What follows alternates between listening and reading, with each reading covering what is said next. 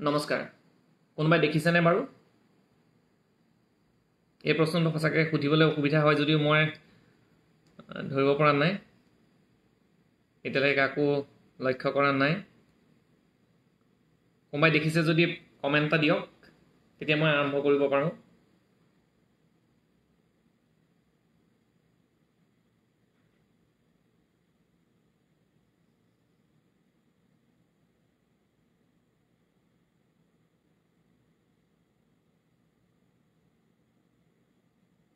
এজনক দেখিছোঁ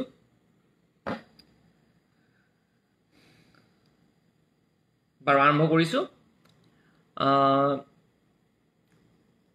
গ্ৰন্থ সুবাস গোষ্ঠীৰ ফেচবুক পেজটোলৈ মোক আমন্ত্ৰণ কৰি আজি দুআষাৰ ক'বলৈ সুবিধা দিয়াৰ বাবে গ্ৰন্থ সুবাস গোষ্ঠীৰ প্ৰশাসক মৃদুল কুমাৰ গগৈকে প্ৰমুখ্য কৰি প্ৰতিজন প্ৰশাসকলৈ আন্তৰিক মই ধন্যবাদ আৰু কৃতজ্ঞতা জ্ঞাপন কৰিছোঁ লগতে এই ফেচবুক পেজটোৰ লগত জড়িত হৈ থকা প্ৰত্যেকজন সদস্যালৈ মোৰ আন্তৰিক কৃতজ্ঞতা জনাইছোঁ আজিৰ পুৱাৰ ভাগতেই মৃদুল কুমাৰ গগৈদেৱৰ এটা ফোন মই পাইছিলোঁ পুৱা বুলি ক'ব নোৱাৰি প্ৰায় দুপৰীয়া ভাগত তেখেতে মোক এটা প্ৰশ্ন কৰিছিলে যে আপুনি আজি সন্ধিয়া 7টা বজাত গ্ৰন্থ সুবাস পেজত আপুনি থাকিব পাৰিব নেকি আৰু মই পূৰ্ব প্ৰস্তুতি নোহোৱাকৈ কৈ দিছিলোঁ যে পাৰিম গতিকে মই সেইমতে মই আহি পাইছোঁহি কিন্তু এই টুকুৰাতে মই গ্ৰন্থ সুবাস গোষ্ঠীটোৰ বিষয়ে দুষাৰমান কথা কৈ ল'ব বিচাৰিছোঁ আৰম্ভণিতে এই গোষ্ঠীটো প্ৰকৃততে বৰ সুন্দৰকৈ আগবাঢ়ি গৈছে অতি কম সময়ৰ ভিতৰতে আৰু তাৰ ভিতৰত কিছুমান চকুত লগা কাম কৰিছে গ্ৰন্থৰ জগতখনত প্ৰচাৰ আৰু প্ৰসাৰৰ ক্ষেত্ৰত গ্ৰন্থৰ সুবাস গোষ্ঠীটোৰ যথেষ্টখিনি অৰিহণা আছে আৰু বিশেষকৈ এই লকডাউন পিৰিয়ডত যিটো পিৰিয়ডত COVID-19 পেণ্ডেমিকৰ এই অতিমাৰীৰ সময়ছোৱাত তেওঁলোকে গ্ৰন্থ পাঠকৰ ওচৰ চপাই নিয়াত যথেষ্টখিনি গুৰুত্বপূৰ্ণ অৰিহণা আগবঢ়াইছে উদাহৰণস্বৰূপে মই নিজেই গ্ৰন্থৰ সুবাসৰ পৰা বহুত কিতাপ ক্ৰয় কৰিছোঁ আৰু তাৰোপৰি তেওঁলোকে কিছুমান বৰ ভাল কাম কৰিছে চকুত লগা কাম কৰিছে যেনে ধৰক গ্ৰাম্য পুথিভঁৰাল খোলাৰ কথা তেওঁলোকে চিন্তা চৰ্চা কৰিছে তাৰোপৰি আৰ্থিকভাৱে পাছপৰা শ্ৰেণীৰ যিসকল ছাত্ৰ ছাত্ৰী আছে তেওঁলোকৰ মাজত কিতাপ যোগান ধৰি আহিছে বিনামূলীয়াভাৱে তাৰোপৰি সমাজৰ বিভিন্ন ক্ষেত্ৰত গুৰুত্বপূৰ্ণ অৰিহণা যোগোৱা ব্যক্তিসকলক কিতাপৰ টোপোলা যোগান ধৰিছে বা তেনেধৰণৰ বহুখিনি ভাল কাম কৰিছে আৰু তাৰ কাৰণে তেখেতসকলৰ ওচৰত আমি চিৰকৃতজ্ঞ আৰু তেওঁলোকক অভিনন্দন জ্ঞাপন কৰিছোঁ এতিয়া বৰ বেছি দীঘলীয়া কৰি নাথাকোঁ ধৰোঁতে কিয়নো মৃদুল কুমাৰ গগৈদেৱে মোক আৰম্ভণিতে কৈছিলে যে আপোনাক আধা ঘণ্টা সময় দিয়া হ'ব হয়তো মই আধা ঘণ্টা পুৰা সময়টো সেইটো মেইনটেইন কৰিব পাৰিম নে নোৱাৰিম মই নাজানো হয়তো অকণমান আগবাঢ়ি যাব পাৰোঁ বা অকণমান পিছ পৰি ৰ'বও পাৰোঁ কেইটামান প্ৰশ্ন মোৰ ওচৰত উত্থাপন কৰিছিলে আৰু সেই প্ৰশ্নখিনিক লৈয়ে মই আপোনালোকৰ সন্মুখলৈ আগবাঢ়িছোঁ প্ৰথম প্ৰশ্নটো কৰিছিলে যে উপন্যাস সাহিত্যৰ আৰু অনুবাদ সাহিত্যৰ চৰ্চাৰে অসমীয়া সাহিত্যক কেনেদৰে সাহিত্য প্ৰসাৰতাৰ ক্ষেত্ৰত সহায় কৰে তাৰমানে যে উপন্যাস সাহিত্য আৰু অনুবাদ সাহিত্যই অসমীয়া সাহিত্যৰ প্ৰসাৰতাত কি ধৰণে অৰিহণা যোগাইছে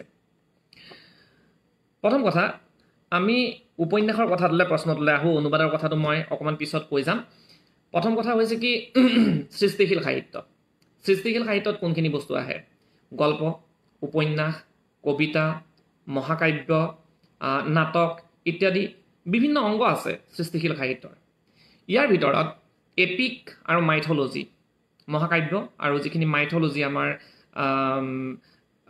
সেই চৰিত্ৰসমূহ এই দুটা বিষয় হৈছে সম্পূৰ্ণ অমৰ তাৰ মৃত্যু নহয় কেতিয়াও তাৰ উদাহৰণ হিচাপে আপোনালোকে চাওক একেবাৰে সৰু অৱস্থাত যেতিয়া শৈশৱত থাকে ল'ৰা ছোৱালীবিলাক 5 বছৰীয়া 6 বছৰীয়া 4 বছৰীয়া আপোনাৰ সন্তানটোক আইতাকে বা মাকে বা দেউতাকে কি কৰে সাধু যেতিয়া শুনায় তাৰ ভিতৰত সৰ্বোচ্চ পৰিমাণৰ সাধু কিহৰ ওপৰত বেছ কৰি থাকে ভিত্তি কৰি থাকে মহাভাৰত ৰামায়ণ তেনেকুৱা ধৰণৰ কথা কিছুমান থাকে নৰকাসুৰৰ কথা থাকিব শ্ৰীকৃষ্ণৰ বাল্যকালৰ কথা থাকিব ৰামৰ কথা থাকিব হনুমানৰ কথা থাকিব গতিকে এইখিনি অমৰ এই সাহিত্য কেতিয়াও শেষ হৈ নাযায় এই সাহিত্য যেতিয়ালৈকে মানৱ সভ্যতা জীয়াই থাকিব তেতিয়ালৈকে এনেধৰণৰ সাহিত্য জীয়াই থাকিব গতিকে সেইটোক মই অকণমান ফালৰি কটাই লৈছোঁ তাৰ বিষয়ে মই আলোচনা নকৰোঁ কিন্তু বাকী সচৰাচৰ আমাৰ দৃষ্টিগোচৰ হোৱা সৃষ্টিশীল সাহিত্যৰ ভিতৰত উপন্যাস কবিতা গল্পত এটা থিম থাকে গল্পৰ কিছুমান নিৰ্দিষ্ট বৈশিষ্ট্য থাকে, যেনে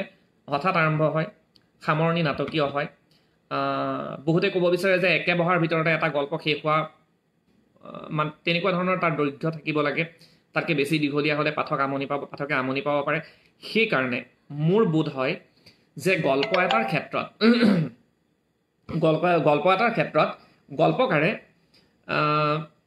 গল্পকাৰে এক নিৰ্দিষ্ট পৰিসৰৰ ভিতৰতহে হাত ভৰি মাৰিব পাৰে। ধৰক পুখুৰীত সাঁতুৰি থকাৰ নিচিনা কথা এটা, চাৰিসীমা থাকিব, সেই চাৰিসীমাৰ বাহিৰত তেওঁ যাব নোৱাৰে, গতিকে অলপ সীমিত, পৰিসৰটো অলপ সীমিত। কবিতাৰ কথা অকণমান সুকীয়া, কিয়নো কবিতা বুলি কোৱাৰ লগে লগে কবিতাত কি হয়, এটা কবিতাই সৰু ছবি এখন আঁকিব পাৰে। এই মুহূৰ্তত মই গ্ৰন্থৰ সুবাস পৃষ্ঠাটোলৈ আহিছোঁ, এই পৃষ্ঠাটোত মই কিবা এটা পৰিৱেশ পাইছোঁ, সেই পৰিৱেশটো এটা কবিতাৰ মাধ্যমেৰে প্ৰকাশ কৰি দিব পাৰোঁ। আকৌ এটা সৰু কবিতা এখন মহাকাব্যৰ দৰেও হ'ব পাৰে আকৌ। সেইকাৰণে কবিতাক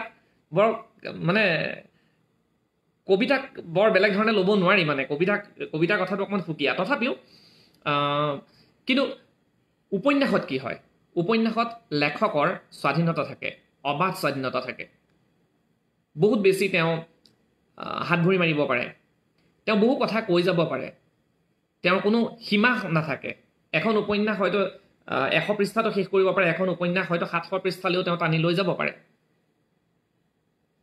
আৰু সেইবাবেই উপন্যাস সাহিত্যত ৰাইজৰ ওচৰলৈ হয়তো বেছিকৈ যায় বা পাঠকে বেছিকৈ আঁকোৱালি লয়। সাহিত্যৰ উদ্দেশ্যটো কি?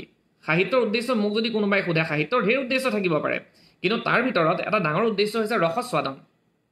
ৰস পাব লাগিব, পাঠকে ৰস পাব লাগিব, লেখকে ৰসৰ যোগান ধৰিব পাৰিব লাগিব, তেতিয়াহে সাহিত্যই নিজস্ব স্বকীয়তা মতে জীয়াই থাকিব পাৰিব। আৰু ৰসস্বাদন যদি নহয়, সি কেতিয়াও পূৰ্ণ সাহিত্য হ'ব পাৰে বুলি মোৰ মনে নধৰে। আৰু উপন্যাসে সেই ৰসস্বাদনত সহায় কৰে। সেই ৰসস্বাদন যেতিয়া সম্পূৰ্ণৰূপে হৈ উঠে, তেতিয়া পাঠকক আকৰ্ষিত কৰে। আৰু পাঠক আকৰ্ষিত হ'লে, পাঠক প্ৰথমতে উপন্যাসৰ প্ৰতি আকৰ্ষিত হ'ল, উপন্যাস পঢ়ি তেওঁ সাহিত্যৰ অন্যান্য সৃষ্টিশীল ক্ষেত্ৰখন লৈ, প্ৰিয়া ফুকন, বহুত দিনৰ পাছত আপোনাক দেখি ভাল লাগিল ছাৰ। প্ৰিয়া, ভাল লাগিলে, তুমি ভালে আছা নিশ্চয়। লখিমী বৰা, বহু বছৰৰ পিছত দেখি ভাল লাগিল। ধন্যবাদ লখিমী, তোমাকো লগ পাই ভাল লাগিছে। বাৰু, এতিয়া গতিকে আন ক্ষেত্ৰলৈ তেওঁলোকৰ আকৰ্ষণটো বঢ়াব পাৰে। গতিকে উপন্যাসে সেই ধৰণেও সেই কামটো কৰিব পাৰে। দ্বিতীয় এটা কথা, আপোনালোকে মই যে ক'লোঁ যে উপন্যাসৰ জনপ্ৰিয়তাটো বেছি, উদাহৰণ হিচাপে অসমীয়া সাহিত্য ক্ষেত্ৰখনতে আপোনালোকে চাব পাৰে যে যদি এখন কবিতা পুথি পাব্লিছ হয়, তেন্তে সেই কবিতা পুথিখনৰ হয়তো 200 কপিহে বিক্ৰী হৈছে। গল্প সংকলন এখন 400 কপিহে বিক্ৰী হৈছে, কিন্তু উপন্যাস এখন 1000 কপি বিক্ৰী হৈ যায়। তাৰমানে কি? উপন্যাসৰ জনপ্ৰিয়তা বেছি, আৰু সেই জনপ্ৰিয়তাৰ জৰিয়তে পাঠকক আকৰ্ষিত কৰিব পাৰে। আৰু পাঠক আকৰ্ষিত হ'লে আল্টিমেটলি পাঠক সাহিত্যৰ প্ৰতি আকৰ্ষিত হ'ব, আৰু সেইটো চবৰ বাবে খুব ভাল বিষয় এটা, বৰ ভাল কথা এটা। আৰু উপন্যাসে সেই ধৰণেৰে পাঠকক আকৰ্ষিত কৰিব পাৰে, আৰু তাৰ ফলত সাহিত্যৰ প্ৰসাৰত সহযোগ কৰিব পাৰে। আন এটা কথা মই কওঁ যে উপন্যাসৰ বিষয়বস্তু কি হ'ব পাৰে। উপন্যাসৰ বিষয়বস্তু আগৰ দৰে হৈ থকা নাই। আগতে আজি হয়তো 20-30 বছৰ আগলৈকে উপন্যাস সাধাৰণতে সামাজিক উপন্যাস আছিলে বা কাল্পনিক উপন্যাস আছিলে। অসীমত যাৰ হেৰাল সীমা এখন কাল্পনিক উপন্যাস, বা আমাৰ ভৱেন্দ্ৰনাথ শইকীয়া ছাৰৰ অন্তৰীপ হওক, ৰম্যভূমি হওক, এনেকুৱা উপন্যাসবিলাক সামাজিক উপন্যাস। সামাজিক পটভূমিত সৈয়দ আব্দুল মালিক ছাৰে বহুত উপন্যাস লিখিছে, বা মামণি ৰয়ছম গোস্বামী বাইদেউ উপন্যাস লিখিছে। এই সকলো উপন্যাসিকে সামাজিক উপন্যাস বেছিকৈ লিখিছিলে। কিন্তু এতিয়া যিসকল উপন্যাসিক নতুনকৈ আহিছে, বা নতুনকৈ মানে মই এইটো সময়সীমা এটা ধৰি দিয়াটো বৰ কঠিন কাম, কিন্তু তথাপিও ইতিহাসৰ পটভূমিত উপন্যাস ৰচিত হৈছে, ঐতিহাসিক চৰিত্ৰৰ পটভূমিত উপন্যাস ৰচিত হৈছে, বা বৰ্তমান যুগৰ জনপ্ৰিয় চৰিত্ৰৰ ওপৰত উপন্যাস ৰচিত হৈছে। উদাহৰণস্বৰূপে মোৰ যিখন নীলকণ্ঠী উপন্যাস, সেইখন প্ৰয়াত পূৰবী বৰমুদৈ বাইদেউ আৰু বিশিষ্ট সাহিত্য অকাডেমী বঁটা বিজয়ী উপন্যাসিক, তেখেতৰ শান্তনু কুলনন্দনৰ বাবে তেখেতে সাহিত্য অকাডেমী বঁটা পাইছিলে। আনন্দ বৰমুদৈ ছাৰ, সেই দুজনৰ যুগ্ম জীৱনৰ যিখিনি তেওঁলোকৰ প্ৰেম, ভাল পোৱা, যি মানে সাংঘাতিক এটা মানে মানুহে নেদেখিলে অনুমান কৰিব নোৱাৰে তেনে এটা প্ৰেম কাহিনী তাৰ ওপৰত মই উপন্যাসখন কৰিছোঁ বা নীলপৱন বৰুৱা আৰু দীপালী বৰঠাকুৰৰ জীৱনৰ ওপৰত উপন্যাস হৈছে নীলিমাকাশ কাশ্যপে কৰিছে সোণৰ খাৰু কলিজাৰ ছাঁ তেনেকুৱা ধৰণৰ উপন্যাস হৈছে বেশ্যাবৃত্তিৰ ওপৰত উপন্যাস হৈছে বা ধৰক আপুনি পুৰুষ বেশ্যাবৃত্তিৰ ওপৰত উপন্যাস হৈছে জিগলু গতিকে বিভিন্ন পটভূমিত উপন্যাস সৃষ্টি হৈছে এই কথাখিনি মই কেলে কৈছোঁ যে এই পটভূমিবিলাকৰ ওপৰত যেতিয়া উপন্যাস হয় লগে লগে সেই পটভূমিবিলাকৰ ওপৰত জ্ঞান আমাৰ ওচৰলৈ আহে সেই জ্ঞানখিনি আমাৰ ৰসস্বাদনত সহায় হয় লগত আমাৰ জ্ঞান বৰ্ধন হয় আৰু পাঠকক সেই জ্ঞানে যেতিয়া ধৰি ৰাখিব পাৰে পাঠক আকৰ্ষিত হয় পাঠক যেতিয়া আকৰ্ষিত হয় পাঠক আকৰ্ষিত হোৱাৰ লগে লগে সাহিত্যৰ প্ৰসাৰ হয় গতিকে উপন্যাস সাহিত্যই প্ৰকৃতে এইবিলাক দিশৰ জৰিয়তে এই ক্ষেত্ৰবিলাকৰ এইবিলাকৰ জৰিয়তে আমাক মানে সাহিত্যৰ প্ৰসাৰৰ ক্ষেত্ৰত যথেষ্ট গুৰুত্বপূৰ্ণ অৰিহণা যোগাইছে এতিয়া মই মাজতে কথা এটা সুধোঁ ব্ৰিং ডেম ইন কেমেৰা মৈত্ৰী দত্ত ৱাটছিং গ্ৰন্থ মই আপোনালোকৰ প্ৰশ্ন কিছুমান থাকিলে বা আপোনালোকৰ কিবা ক'বলগীয়া থাকিলে আপোনালোকে দিব নৃপেন গোস্বামী ভাল লাগিছে হয় গোস্বামী দামৰ ডাঙৰীয়া ধন্যবাদ বহুদিনৰ পাছত এনেকৈ হয় ভাল লাগিছে ধন্যবাদ আপোনাকো দেখিছোঁ আৰু কাৰোবাৰ কিবা থাকিলে প্ৰশ্ন থাকিলে মই উত্তৰ দিবলৈ যত্ন কৰিম এতিয়া মোৰ বাবে যিকেইটা ৰেডিমেড প্ৰশ্ন আছে সেই প্ৰশ্নকেইটাৰ মই উত্তৰ দি লৈছোঁ বাৰু উপন্যাসৰ কথা ক'লোঁ এতিয়া মই শেষত মই উপন্যাসৰ ক্ষেত্ৰত এষাৰ কথাই ক'ব বিচাৰোঁ যে যিমানেই পাঠক বাঢ়িব সিমানেই প্ৰসাৰতা বাঢ়িব পাঠকৰ সংখ্যা বাঢ়ি যোৱাৰ লগে লগে প্ৰসাৰতাও বাঢ়ি বাঢ়ি গৈ থাকিব আৰু সেইটো সাহিত্যৰ বাবে বৰ গুৰুত্বপূৰ্ণ কথা অসমীয়া সাহিত্যত বৰ দুৰ্দিন কিছুমান চলি আছে বুলি মই কওঁ কিয়নো এতিয়া উপন্যাসেই চবতকৈ জনপ্ৰিয় আৰু উপন্যাস যদি কেনেবাকৈ 2000 কপি চলি গৈছে উপন্যাসখন হিট হৈ গৈছে কিন্তু ইংৰাজী সাহিত্য ভাৰততে ইংৰাজী কিতাপ লাখ হিচাপে বিক্ৰী হৈছে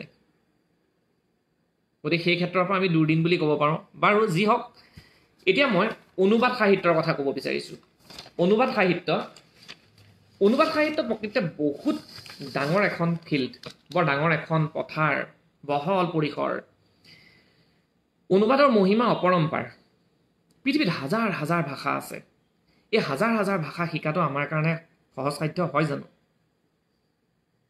বা এই ভাষাবিলাকৰ লগত আমি নিজকে সংযোগ কৰিব পাৰোঁ জানো প্ৰাঞ্জল কুমাৰ খাউন ভাল লাগিছে বহুদিন দেখা পোৱা নাই হয় আপোনাকো ভাল লাগে আপোনাকো বহুদিন দেখা পোৱা নাই ধন্যবাদ লগ পাম এইবিলাক সময় কৰোণা মহামাৰীৰ সময় পাৰ হ'ব আৰু ভাবিছোঁ 1-2 মাহৰ ভিতৰত পৰিৱেশ ভাল হ'ব বুলি ভাবিছোঁ আৰু ভগৱানে কৰক আমি আকৌ আগৰ ধৰণে মুকলি আকাশৰ তলত আগৰ দৰে লগ পাম আপোনাৰ কবিতা পঢ়ি আছোঁ বাৰু এতিয়া হাজাৰ বিজাৰ ভাষা আমি তাৰ 10টা ভাষাৰ লগতো খেলা কৰিবলৈ আমি সুবিধা নাপাওঁ জীৱনত 1-2টা ভাষা আমি জানো ইংৰাজী হিন্দী অসমীয়া বঙালী এইখিনিয়ে আমি ভাষা সাধাৰণতে তাত সেই ভাষাখিনি সাহিত্যৰ লগতে আমি জড়িত হৈ থাকোঁ কিন্তু ধৰক জীৱনটোত আমি পৃথিৱীৰ বিভিন্ন ঠাই আমি ভ্ৰমণ কৰিব নোৱাৰোঁ সৰ্বসাধাৰণ কথা কৈছোঁ দেই কোনোবা ধনী মানুহ আছে কাৰোবাৰ হয়তো ফুৰাটো চখ তেওঁ হয়তো পৃথিৱীৰ 12খন 15খন ৰাষ্ট্ৰ পৰিভ্ৰমণ কৰি আহিব পাৰে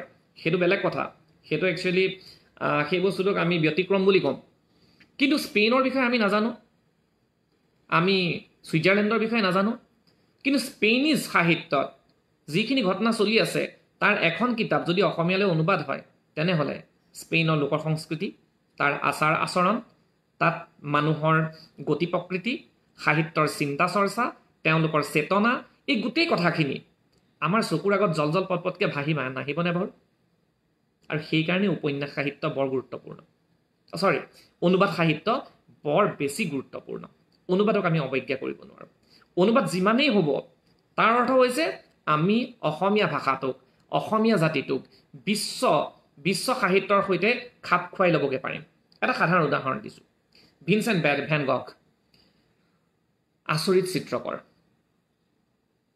তেওঁৰ চিত্ৰকলা তেওঁৰ বিষয়ে গান হৈছে তেওঁৰ ওপৰত বিভিন্ন ধৰণৰ চিনেমা হৈছে বহুত কিবা কিবি হৈ গৈছে তেওঁৰ যিখন জীৱনীমূলক গ্ৰন্থ লাষ্ট ফৰ লাইফ সেই কিতাপখন অসমীয়ালৈ অনুবাদ কৰিলে মীনাক্ষী বৰগোহাঁই ডাঙৰীয়ানীয়ে। কিতাপখন মই পাইছোঁ, তেখেতৰ যিখন এই কিতাপখনৰ ইংৰাজীখনো মই কেইবাবছৰ আগতে পঢ়িছোঁ, কিন্তু মীনাক্ষী বুঢ়াগোহাঁইৰ সেই বাইদেউৰ সেই অনুবাদখন পঢ়িলোঁ। পঢ়াৰ লগে লগে যিকোনো মানুহে যি পঢ়ে সেই সময়ত ভিনচেণ্ট ভেন গঘৰ সময় আমষ্টাৰডাম, পেৰিছ, আফ্ৰিকা, এই জেগাবিলাক আমাৰ চকুৰ আগত জল জল পটপটকৈ ভাহি আহে। তেওঁৰ সময়ৰ নেদাৰলেণ্ডছ বা হলেণ্ড, এই বস্তুখিনি, তাৰ লোক সংস্কৃতি, মানুহৰ জীৱনত মানৱীয় প্ৰমূল্যবোধ, মানুহৰ মাজত মানুহৰ মানৱীয় সম্পৰ্কবিলাক, এই গোটেই কথাবিলাক আমি গম পাওঁ। কিন্তু ভাবি চাওকচোন, আজিৰ পৰা 100 বছৰ হিচাপে আমি পিছলৈ গৈ পেলাই সেই জেগাবিলাকলৈ ঘূৰি যাব পাৰিলোহেঁতেন জানো? নোৱাৰোঁ কেতিয়াও। গতিকে অনুবাদৰ মহাত্য সেইটোৱেই। আজি বিপুল দেউৰী ডাঙৰীয়া, বিপুল দা বুলি মাতোঁ, তেখেতেও অনুবাদৰ ক্ষেত্ৰত সাংঘাতিক কাম কৰি আছে অসমীয়া অনুবাদত। কিন্তু তেখেতসকলৰ যিখিনি কণ্ট্ৰিবিউশ্যন, যিখিনি তেখেতসকলৰ অৱদান অসমীয়া সাহিত্যৰ প্ৰতি, সেইখিনি সাংঘাতিক। বহুত ভাল কথা সেইবিলাক। মানে মনোবৈজ্ঞানিক মাজতে মই জয়চন্দ্ৰ হাজৰিকাদেৱে এটা প্ৰশ্ন কৰিছে, মনোবৈজ্ঞানিক পটভূমিত ৰচিত উপন্যাসৰ উদাহৰণ আৰু জনপ্ৰিয়তাৰ বিষয়ে অলপ আভাস দিলে বৰ উপকৃত হ'লোহেঁতেন। মোৰ সদ্যহতে হঠাৎ মনত পৰা নাই, মই মনত পৰিলে আপোনাক ক'ম। কিন্তু এষাৰ কথা কওঁ যে আমাৰ অসমীয়া উপন্যাসৰ ক্ষেত্ৰত এটা বস্তু মই চাওঁ, যিটো আইডিঅ'লজি এটা বা মানুহৰ যিটো মনস্তত্ব বা কি বুলি কওঁ, এটা ভাৱধাৰা, সেই বস্তুখিনি আমাৰ অসমীয়া সাহিত্যত অকণমান কম আছে। ধৰক ইংৰাজী সাহিত্য বা বিদেশী সাহিত্যৰ ক্ষেত্ৰত আমি সেই বস্তুটো দেখোঁ, লেখকে এটা নিজস্ব ধ্যান ধাৰণা আমাৰ ওপৰত প্ৰথিত কৰিব পাৰে। কিন্তু অসমীয়া সাহিত্যত সেইটো বহুত কম। মই এই বিষয়টোলৈ পিছলৈ আহিম। এতিয়া মই যিটো কথা ক'ব বিচাৰিছোঁ যে এখন দলঙৰ দৰে কাম কৰে, এখন ব্ৰিজ হিচাপে কাম কৰে কিহে? অনুবাদ সাহিত্যই। এতিয়া ইংৰাজী সাহিত্য আৰু স্পেনিছ সাহিত্য, হয়তো এই দুটা ভাষাই আটাইতকৈ চহকী। ইংৰাজীক আমি ইণ্টাৰনেশ্যনেল লেংগুৱেজ বুলিয়েই কৈ দিওঁ। কিহৰ কাৰণে? ইংৰাজী এতিয়া মেন্স বুকাৰ এটা ডাঙৰ এৱাৰ্ড, মেন্স বুকাৰ বা নবেল প্ৰাইজ, এই এৱাৰ্ডবিলাক সাধাৰণতে বিভিন্ন ভাষাই পায়, কিন্তু বিভিন্ন ভাষাৰ সাহিত্যই পালেও সেই সাহিত্যবিলাক ইংৰাজীলৈ অনুবাদ হয়। আৰু ইংৰাজীলৈ অনুবাদ হোৱাৰ বাবেই সেইবিলাক বিভিন্ন দেশলৈ, বিভিন্ন মানুহৰ মাজলৈ গুচি যায়, আৰু তেতিয়া তেওঁলোকে সেই সাহিত্যৰ লগত নিজকে অন্তৰংগতা অনুভৱ কৰে, আৰু তাৰ ফলত মানুহৰ মাজত প্ৰসাৰিত হয়। সেই প্ৰসাৰণৰ ফলস্বৰূপেই সেই সাহিত্য মানুহৰ জ্ঞাত হয়, আৰু তাৰ ফলত তেনেকুৱা এৱাৰ্ডবিলাক পোৱা যায়। কিন্তু অসমীয়া অনুবাদৰ ক্ষেত্ৰখন প্ৰকৃততে এতিয়াও বৰ চহকী বুলি মই ক'ব নিবিচাৰোঁ, কিন্তু এই ক্ষেত্ৰত যথেষ্ট কাম কৰাৰ বা হোৱাৰ থল আছে। গতিকে ইয়াৰ লগতে শেষত এষাৰ কথা মই ক'ব পাৰোঁ যে অনুবাদ সাহিত্য বৰ প্ৰয়োজনীয়, আৰু অনুবাদ সাহিত্যক আমি যথেষ্ট গুৰুত্ব আৰোপ কৰা প্ৰয়োজন। কিন্তু এটা কথা চাব লাগে যে এটা হৈছে অনুবাদ, এটা হৈছে ভাৱানুবাদ। অনুবাদকৰ ওপৰতো নিৰ্ভৰ কৰে অনুবাদ প্ৰকৃততে কেনেকুৱা হৈছে। এতিয়া মই দ্বিতীয়টো প্ৰশ্নলৈ আগবাঢ়িছোঁ। দ্বিতীয়টো প্ৰশ্ন মোক কৰা হৈছে, সাম্প্ৰতিক সময়ত সাহিত্য চৰ্চা কৰি থকা নতুন লেখক লেখিকাসকলৰ প্ৰতিভাৰ সম্ভাৱনীয়তা সন্দৰ্ভত আপোনাৰ ব্যক্তিগত মতামত কি হ'ব? একেবাৰতে মই ক'ম যে মোৰ মতামত খুব ভাল, যথেষ্ট আশাপ্ৰদ, যথেষ্ট ধনাত্মক। মই নৱপ্ৰজন্মক যথেষ্ট সন্মান সহকাৰে চাওঁ। অৱশ্যে মোকে যুৱ লেখক বুলি কোৱা হৈছে, আৰু যুৱ বা যি বুলিয়ে নকওক, সেইটো অৱশ্যে বয়সৰ সীমা ধৰি দিবলৈ অকণমান দিগদাৰ হয়। মই এতিয়া 40 ক্ৰছ কৰিছোঁ। গতিকে আমাৰ চামৰ পৰাই যদি আৰম্ভ কৰোঁ, তেতিয়া এইখিনিয়ে নৱপ্ৰজন্মৰ লেখক, বা আমাতকৈ তলৰখিনি, আমাৰ পৰা আৰম্ভ কৰি বা আমাতকৈ 2-4 বছৰ ডাঙৰখিনিকো নৱপ্ৰজন্মৰ ভিতৰত ধৰা হয়। কিন্তু নতুন লেখক বুলি ক'লে যিসকল এতিয়া কলেজত আছে বা বিশ্ববিদ্যালয় লেভেলত আছে, বা তেওঁলোক লাহেকৈ আগবাঢ়িছে, ধৰক 30 বছৰৰ তলৰ বা তেনেকুৱা ধৰণৰ বুলি মই ধৰিছোঁ, বা যি নতুনকৈ কলম লৈছে, মই যে ক'লোঁ খুব ধনাত্মক, খুব আশাপ্ৰদ, তাৰ কাৰণটো কি? আপুনি আজি বা 40 বছৰ আগৰ সাহিত্যলৈ যাওক, সেই সাহিত্যত গৱেষণা ধৰ্মিতা বৰ বেছি নাছিলে। সাহিত্য কল্পনাৰ লগত জড়িত হৈ আছিলে। সামাজিক উপন্যাসৰ সৃষ্টি আটাইতকৈ বেছিকৈ হৈছিলে। সামাজিক পটভূমিত বিভিন্ন ধৰণৰ লেখা চৰ্চা আদি হৈছিলে। কিন্তু আজিৰ ছাত্ৰ ছাত্ৰী বা নতুন প্ৰজন্মৰ লেখক লেখিকাসকল তেওঁলোকৰ বিজ্ঞানসন্মত দৃষ্টিভংগী আছে, তেওঁলোকৰ প্ৰতিযোগিতা বহুত বেছি, প্ৰতিযোগিতাৰ পৰিমাণটো বহুত বেছি। গতিকে সেই প্ৰতিযোগিতামূলক ক্ষেত্ৰখনত তিষ্ঠি থাকিবৰ বাবে তেওঁলোকে নতুনত্বৰ সন্ধান দিবই লাগিব, নহ'লে পাঠকে তেওঁলোকক গ্ৰহণ নকৰে, তেওঁলোকক বৰ্জন কৰিব। এবাৰ বৰ্জন কৰাৰ পিছত গ্ৰহণযোগ্যতা সৃষ্টি কৰাটো বৰ কঠিন কাম। তেওঁলোকে গৱেষণা কৰে, ফিল্ড ষ্টাডি কৰে, ক্ষেত্ৰ অধ্যয়ন কৰে, ক্ষেত্ৰ অধ্যয়ন কৰি এটা বিষয়ৰ ওপৰত 10খন 15খন 20খন গ্ৰন্থ অধ্যয়ন কৰে, অধ্যয়ন কৰি তেওঁলোকে এটা কাম কৰিবলৈ হাতত লয়, এটা নতুন প্ৰজেক্ট হাতত লয় আৰু সেই প্ৰজেক্টটো তেওঁলোকে কৰি যায়।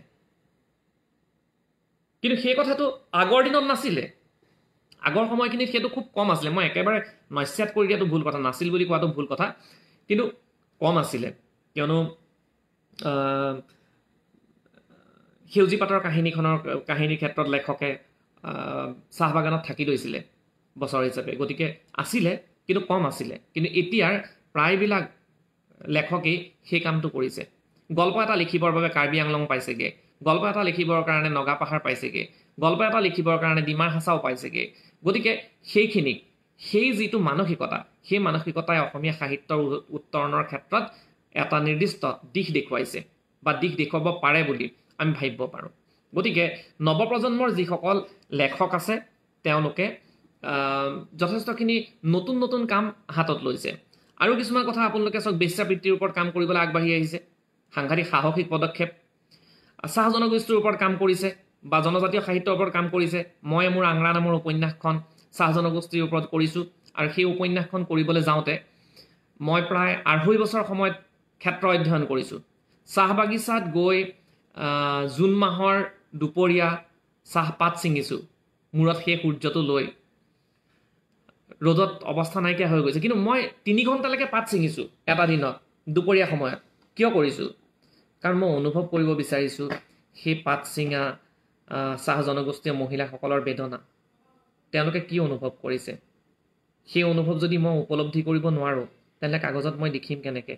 আৰু লিখিলে তাৰ মাজত প্ৰকৃততে সত্যতা থাকিবনে, অনুভৱ থাকিবনে? সেই অনুভৱখিনি যদি নাথাকে তেনেহ'লে মোৰ সাহিত্য প্ৰকৃততে বিফল সাহিত্য নহ'বনে? তাৰ কাৰণে চেষ্টা কৰিছিলোঁ। বাৰু মই নিজে কৰিছোঁ, মনত আছে কাৰণে মই উদাহৰণটো দিছোঁ। বাকী সাহিত্যিকসকলেও কৰিছে, বা নাৰীৰ বজাৰৰ ওপৰত কাম কৰিছে, সমকামিতাৰ ওপৰত কাম কৰিছে। এইবিলাক সাহসিক পদক্ষেপ। বা ইতিহাসক দৃষ্টিভংগীৰে চাবলৈ চেষ্টা কৰিছে। ৰিচেণ্টলি গৰিয়সীত যোৱা মাহত এটা মই গল্প পঢ়িলোঁ, গল্পটোৰ শিৰোনামটো মই পাহৰি গৈছোঁ, ৰাজশ্ৰী ধন্দিয়াৰ গল্প। ৰাজশ্ৰী ধন্দিয়াৰ গল্প। তেওঁ নৰকাসুৰৰ চৰিত্ৰটোক এটা দৃষ্টিৰে চাইছে, নতুন দৃষ্টিৰে চাইছে। সেই দৃষ্টিৰে চাবলৈ গ'লে যে নৰকাসুৰৰ চৰিত্ৰটো প্ৰকৃততে কি? আমি নৰকাসুৰক অসুৰ বুলি কওঁ, কিন্তু নৰকাসুৰ পুত্ৰ কাৰ? স্বয়ং ভগৱান বিষ্ণু আৰু ধৰিত্ৰীৰ পুত্ৰ। ধৰিত্ৰী যেতিয়া ৰজস্বলা অৱস্থাত আছিলে সেই সময়ত ভগৱানৰ লগত সম্পৰ্ক হৈছিলে, শাৰীৰিক সম্পৰ্ক হৈ নৰকাসুৰৰ জন্ম হৈছিলে। ধৰিত্ৰীয়ে নৰকাসুৰক স্বৰ্গ ৰাজ্যলৈ লৈ গৈছিলে, কিন্তু স্বৰ্গৰ অপ্সৰা তথা দেৱতাসকলে তেওঁক পঠিয়াই দিছিলে, তেওঁ গ্ৰহণ নকৰিছিলে দেৱতা বুলি। যদি স্বয়ং ভগৱানৰ সন্তান হয় তেনেহ'লে তেওঁতো দেৱতা হ'ব লাগিছিল, কিন্তু নৰকাসুৰক আমি অসুৰ হিচাপে গণ্য কৰি আহিছোঁ। এইটো এটা ট্ৰেজিক কাহিনী নহয় জানো? তাৰ ওপৰত এটা বৰ ধুনীয়া গল্প লিখিছে। মই মাত্ৰ উদাহৰণ কিছুমান লৈ আহিছোঁ আপোনালোকৰ সন্মুখলৈ। উদাহৰণ কিছুমান কেলৈ আনিছোঁ যে এই উদাহৰণবিলাকৰ জৰিয়তে আমি কিছুমান কথা জানিব পাৰোঁ। কথা পাতিছোঁ দেই, মই বক্তৃতা দিয়া বহুদিনেই হৈ গ'ল। এইবিলাক অতিমাৰীৰ সময়খিনিত বক্তৃতা দিবলৈ ক'তোতো সভা সমিতি হোৱা নাই, আৰু এইটো মই বক্তৃতাৰ মঞ্চ বুলি ভাবি লোৱা নাই। কিন্তু আপোনালোকৰ লগত কথা পাতিবলৈ আহিছোঁ। প্ৰশ্ন অৱশ্যে কম আহিছে, নাই অহা দেখোন। কাৰোবাৰ কিবা ক'বলগীয়া থাকিলে ক'ব, কেনে পাইছে জনাব। বাৰু, গতিকে এই কামখিনি নৱপ্ৰজন্মই কৰিছে, নতুনসকলে কৰিছে। নতুনসকলে ন চিন্তাৰে সাহিত্যৰ ক্ষেত্ৰখনলৈ আহিছে, আৰু তেওঁলোকে সাহিত্যৰ ক্ষেত্ৰখনক এটা নতুন দিশ দিছে। তেওঁলোকে বিদেশী সাহিত্যৰ লগত তেওঁলোকৰ সম্পৰ্ক আছে। তেওঁলোকে ধৰক ইংৰাজী সাহিত্য অধ্যয়ন কৰিছে, বাঙালী সাহিত্য অধ্যয়ন কৰিছে, স্পেনিছ সাহিত্যৰ ইংৰাজী অনুবাদ পঢ়িছে। গতিকে মই বৰ ধনাত্মক দিশ এটা দেখি আছোঁ। হয়তো অহা 10 বছৰত, অহা 15 বছৰত, অহা 20 বছৰত অসমীয়া সাহিত্যৰ ৰূপটোৱে সলনি হৈ যাব, তেনেধৰণৰ মোৰ বিশ্বাস এটা আছে। ৰূপটো ধনাত্মক দিশত সলনি হ'ব। এতিয়া দ্বিতীয় প্ৰশ্নটোৰ উত্তৰ মই ইতিমধ্যে দিছোঁ বুলি ভাবিছোঁ। এতিয়া তৃতীয় প্ৰশ্নটোলৈ আহিছোঁ যে সাহিত্যৰ উত্তৰণৰ ক্ষেত্ৰত ফেচবুকৰ ভূমিকা বিষয়ে আপুনি কি ক'ব? সাহিত্যৰ উত্তৰণৰ ক্ষেত্ৰত ফেচবুকৰ ভূমিকাৰ বিষয়ে আপুনি কি ক'ব? বৰ ভয় লগা সময় এটা আহিছিলে যে আমাৰ নতুন চাম ল'ৰা ছোৱালীয়ে মোবাইল ফোন, টিভি, লেপটপত নিজকে ব্যস্ত কৰি ৰাখে। কিতাপৰ পৰা নিজকে আঁতৰাই পেলাইছিলে। আমাৰ ভয় লাগিছিলে যে অসমীয়া ভাষাটো শেষ হৈ যাব নেকি? বৰ ভয় লাগে কেতিয়াবা। অসমীয়া ভাষাটো প্ৰকৃতি শেষ হৈ যাব নেকি এদিন? কিন্তু তেনেকুৱাতে ফেচবুকে এটা সাংঘাতিক ভূমিকা গ্ৰহণ কৰিলে। ফেচবুকে বাৰু আপোনাৰ নতুন লিখনিৰ বিষয়ে কওক লখিমী বৰা। মোৰ নতুন লিখনি কাৰাগাৰৰ পটভূমিত এখন উপন্যাস মই ইতিমধ্যে শেষ কৰিছোঁ আৰু সেই উপন্যাসখন মই তাক ভাল ধৰণে পঢ়ি বাৰে বাৰে ৰিৰাইট কৰি আছোঁ। কাৰাগাৰৰ পটভূমিত মই কেইবাখনো কাৰাগাৰত আজি যোৱা 2টা বছৰত কাৰাগাৰত প্ৰৱেশ কৰি তাৰ যিসকল কয়দী আছে তেওঁলোকৰ জীৱনৰ লগত ওতঃপ্ৰোতভাৱে জড়িত হ'বলৈ চেষ্টা কৰিছোঁ। কেইবাজনো বিষয়া কাৰাগাৰত থকা কাৰাগাৰৰ বিষয়াৰ লগত যাৰ 20, 30, 35 বছৰ চাকৰিৰ অভিজ্ঞতা আছে তেওঁলোকৰ পৰা বিভিন্ন কাহিনী সংগ্ৰহ কৰিছোঁ আৰু কাৰাগাৰৰ পৰা মুক্তি লাভ কৰা ধৰক হত্যাকাৰী বা বিভিন্ন অপৰাধীৰ লগত মই ইণ্টাৰভিউ কৰিছোঁ, কথোপকথনত লিপ্ত হৈ বিভিন্ন তথ্য লৈছোঁ, গ্ৰন্থ অধ্যয়ন কৰিছোঁ আৰু তাৰ পৰা এখন উপন্যাস মই কৰি উলিয়াইছোঁ। প্ৰায় 350 পেজৰ এখন উপন্যাস হ'ব। সেই কাম কৰিছোঁ আৰু সেইখন হয়তো এই অতিমাৰীৰ পৰিৱেশটো চলি থকাৰ কাৰণে সেই কিতাপখন মই পাঠকৰ মাজলৈ আগবঢ়াই দিব বিচৰা নাই। অতিমাৰীৰ পৰিৱেশটো ভাল হৈ গ'লেই সেইখন বজাৰলৈ আহিব আৰু আপোনালোককো অনুৰোধ কৰিম যে সেইখন কিতাপ পঢ়িব। আপোনালোকে নাম এতিয়াই মই দিয়াও নাই, উপন্যাসখন লিখি শেষ হ'ল কিন্তু নাম দিয়া নাই। আৰু লগতে পঢ়াৰ কথা যেতিয়া কৈছোঁ, মোৰ উপন্যাস তেজপিয়া অসম লোকসেৱা আয়োগৰ দুৰ্নীতি কেলেংকাৰীৰ ওপৰত আধাৰিত বনলতাৰ প্ৰকাশনে কৰিছে সেইখন উপন্যাস 2017 চনত ৰিলিজ হৈছিলে। সেই কিতাপখন আংৰা চাহ জনগোষ্ঠীয় ৰাইজে বৰ সুন্দৰভাৱে আঁকোৱালি লৈছে। আংৰাখন 2nd এডিশ্যনত আছে। তেজপিয়াখনো 1ম এডিশ্যন শেষ হৈ পেলাই 2য় টাঙৰণত গৈছে। আংৰাখনো আপোনালোকে পঢ়িব। নীলকণ্ঠী আনন্দ বৰমুদৈ ছাৰ আৰু পূৰবী বাইদেউৰ জীৱনৰ ওপৰত আধাৰিত উপন্যাস।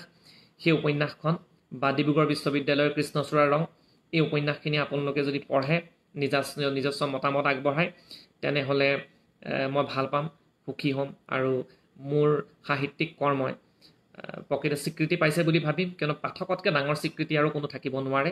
কোনো বঁটা বাহনে বঁটা পাইছোঁ, স্বীকৃতি সেইধৰণে পাইছোঁ, কিন্তু সেই স্বীকৃতিবিলাকতকৈ পাঠকৰ এষাৰ কথা, ফেচবুকত পাঠকৰ এটা লেখাই আমাক বহুত বেছি আৱেগিক কৰি তোলে আৰু বহুত বেছি শক্তি দিয়ে। কথাবোৰ শুনি ভাল লাগিছে। নাগাঞ্জনা গগৈ, ধন্যবাদ। আৰু দ্বিতীয়তে গল্প লিখি আছোঁ। এইবাৰ অন্য যুগৰ শাৰদীয় সংখ্যাত মোৰ এটা হৃদয়ালয় বুলি গল্প এটা প্ৰকাশিত হৈছে। নিয়মীয়া বাৰ্তা, জনমভূমি বা সাপ্তাহিক জনমভূমি এনেকুৱা কাগজবিলাকত প্ৰায় প্ৰবন্ধ লিখি আহিছোঁ আৰু তেনেধৰণে কাম কৰি আছোঁ। নতুন উপন্যাস এখনতো মনে মনে হাত দি আছোঁ। সেইখন হয়তো এই বছৰটো নহ'বই, অহা বছৰ সম্পূৰ্ণ নহ'বগৈও পাৰে, দীঘলীয়াকৈ লৈছোঁ। সেয়াই কৰি আছোঁ। বাৰু আকৌ মই আগৰ কথাখিনিলৈ আহিছোঁ। কি আছিলে আপোনাৰ সাহিত্যৰ উত্তৰণৰ ক্ষেত্ৰত ফেচবুকৰ কথাটো। গতিকে এই যে মই কিতাপ এখন লিখিলোঁ, সেই কিতাপখন আজি মই আপোনালোকৰ আগত ক'লোঁ, সুবিধা এটা পালোঁ। ক'ত ক'লোঁ? ফেচবুকত ক'লোঁ। গতিকে এই গোটটোত 20,000 মেম্বাৰ আছে। এই 20,000 মেম্বাৰৰ যদি এই ভিডিঅ'টো কেনেবাকৈ 2,000 মেম্বাৰেও চাই পেলায়, তেনেহ'লে 2,000 মেম্বাৰে সদস্যই গম পালে নাই যে আমুক নামৰ কিতাপ এখন আছে। কিন্তু যদি এই প্লেটফৰ্মখন যদি নাপালোহেঁতেন তেনেহ'লে এই কথাখিনি মই ক'ব পাৰিলোহেঁতেন জানো? গ্ৰন্থৰ সুবাসে নিজৰ ওচৰত থকা কিতাপ এখন এডভাৰটাইজমেণ্ট কৰে ফেচবুকত। মানুহে চাই পেলাই তাৰ বিষয়ে 2টা লাইন পঢ়ি পেলাই যদি ভাল পায় যে এই কিতাপখন পঢ়িব লাগিব, অৰ্ডাৰ কৰে। বুজি পাইছেনে? গতিকে ফেচবুকে সেই ধৰণেৰে গ্ৰন্থৰ প্ৰসাৰ আৰু প্ৰচাৰ সাংঘাতিক ধৰণৰ এটা ভূমিকা লৈছে। দ্বিতীয়তে, বহু লেখক আছে। আজি সাহিত্যত লেখকৰ ভিৰ হৈছে। আজিৰ পৰা 30 বছৰ আগতে ইমান লেখক নাছিলে, 20 বছৰ আগতে ইমান লেখক নাছিলে, হয়তো 10 বছৰ আগতেও ইমান লেখক নাছিলে। কিন্তু এই সময়ত পঢ়া মানুহ বহুতেই লিখিবলৈ লৈছে, শুভ লক্ষণ। সেই ব্যক্তিসকলে সকলোৱেতো বাতৰি কাগজ এখন নাপায়। বাতৰি কাকতত ইমান আৰ্টিকল যায়, মেগাজিনবিলাকলৈ, আলোচনীবিলাকলৈ ইমান গল্প পঠিয়ায় যে সকলো পঢ়ি সকলো প্ৰকাশ কৰাটো সম্পাদকৰ বাবে অসম্ভৱ কথা এটা। তেওঁলোকে এখন প্লেটফৰ্ম পায়, ফেচবুকত তেওঁলোকে সেইটো দিয়ে, দিয়াৰ লগে লগে ৰাইজে পঢ়ে, পঢ়ি পেলাই ভাল বেয়া কয়, হয়তো তাৰ মাজতে কোনোবা সম্পাদকৰ চকুত পৰি যিটো কোৱালিটি ৰাইটিং, উন্নত মানদণ্ডৰ লেখা তেওঁলোকে লৈ গুচি যায়। ফেচবুক পৃষ্ঠাৰ পৰা বহুত বস্তু বাতৰি কাকতত প্ৰকাশ হোৱা মই দেখিছোঁ। অৱশ্যে তাৰ মাজতো বহুতে কয় যে কোৱালিটি মানদণ্ড বেয়া হৈছে বা ফেচবুকৰ ফলত বেয়া হৈছে, কিবা হৈছে, এনেকুৱা ধৰণৰ কথা কিছুমান কয়। কবিতাৰ ক্ষেত্ৰতে সাধাৰণতে কবিতা, অকবিতা, বেয়া কবিতা, ভাল কবিতা, এনেকুৱা ধৰণৰ কিছুমান কণ্ট্ৰভাৰ্চি আছে। কিন্তু সেই কণ্ট্ৰভাৰ্চিখিনি মই গুৰুত্ব দিব নিবিচাৰোঁ, কিয়নো তেওঁ কবিতা লিখিছে, হয়তো কবিতাটো বহুত ভাল কবি এজনৰ, প্ৰতিষ্ঠিত কবি এজনৰ মানদণ্ডৰ সৈতে মিলা নাই, মানদণ্ড হয়তো নিম্ন হ'বও পাৰে, কিন্তু তেওঁ কবিতাহে লিখিছে, চুৰ কৰিবলৈতো যোৱা নাই, তিনিআলিৰ মূৰত বহি পেলাই তেওঁ বেয়া কাম এটাতো কৰা নাই। গতিকে তেওঁক আমি উৎসাহিত কৰিব লাগে। শ্ৰদ্ধাৰ হোমেন বৰগোহাঁই ছাৰে এই কথাষাৰ কৈছিলে, কংকনা চমুৱা ছাৰ চাই আছোঁ, ধন্যবাদ চাই থাকা, উৎসাহিত হৈছোঁ। বাৰু, গতিকে ফেচবুকে প্ৰকৃততে আৰু এটা কথা চাব, সাহিত্য ভাল বেয়া এই কথাটো সময়ে নিৰ্ধাৰণ কৰিব।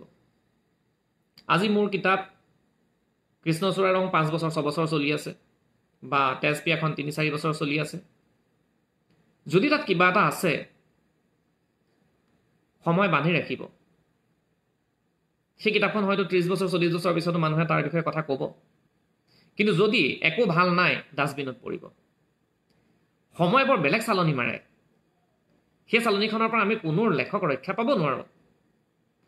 ছৈয়দ আব্দুল মালিক সেই চালনিয়েদি সৰকি গৈছে,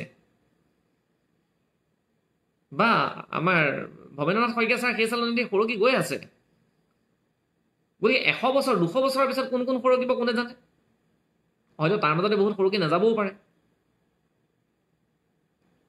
গতিকে এই কথাখিনি আমি জনাটো বৰ দৰকাৰী। আৰু ফেচবুকৰ ক্ষেত্ৰত মই ইয়াত বহুত আমাৰ ছাত্ৰ ছাত্ৰীও আছে, তেওঁলোকেও সাহিত্যৰ চৰ্চা আৰম্ভ কৰিছে। তেওঁলোকক কওঁ, কোনে কি কৈছে সেই কথাটো গুৰুত্ব নিদিবা। আপোনালোকে কোনে কি কৈছে গুৰুত্ব নিদিব। ফেচবুকত আপোনালোকে চৰ্চা আৰম্ভ কৰিছে, কৰি যাওক, চলাই যাওক, কি হ'ব, বেয়াটো একো নহয়। আপুনি সাহিত্য চৰ্চাহে কৰিছে, একোতো বেয়া কাম কৰা নাই। কোনে কি কৰিব, আনৰ কথা গুৰুত্ব দি নাথাকিব। Dikshita Kakati is ৱাটছিং, Bhargavi Nath ৱাটছিং, okay.